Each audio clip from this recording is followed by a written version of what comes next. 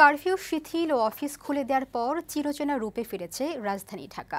ভয়ে, সংশয় ও ঘটনার আকস্মিকতা কাটিয়ে ঘর থেকে বের হয়ে কাজে ফিরেছে কর্মজীবী মানুষ।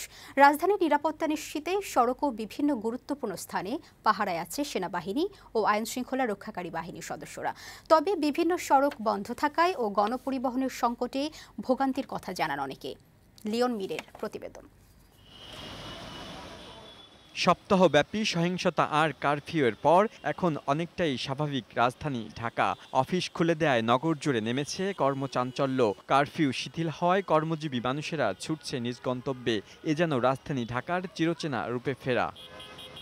রাজধানীবাসীর নিরাপত্তা নিশ্চিত করতে বিভিন্ন সড়কে টহল দিতে দেখা গেছে নিরাপত্তা বাহিনীর সদস্যদের। এছাড়া রাজধানীর বিভিন্ন গুরুত্বপূর্ণ পয়েন্টে মোতায়েন রয়েছে সেনাবাহিনী ও আইন শৃঙ্খলা রক্ষাকারী বাহিনীর সদস্যরা। নিরাপত্তা বাহিনীর এমন ভূমিকায় সন্তোষ প্রকাশ করে সাধারণ মানুষ।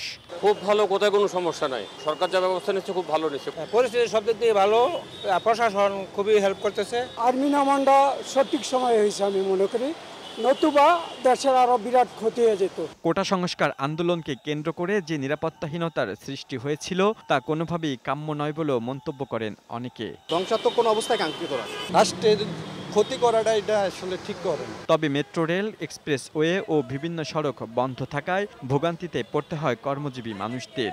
এর সঙ্গে পরিবহন সংকটের কথাও জানান কেউ কেউ। যত তাড়াতাড়ি সম্ভব এক্সপ্রেস হাইওয়েগুলো ওপেন করা দরকার আর মেট্রো রেল চালু করা দরকার, নাহলে এই জ্যাম কমবে না। বাসানটেক ইসিবি চত্বর হয়ে ওই সে রেডিয়েশনের কাছে দিয়ে ঘুরিয়া এদিকে 1 ঘন্টায় আসলাম এখান পর্যন্ত। লিওন মির, বৈশাখী সংবাদ, ঢাকা।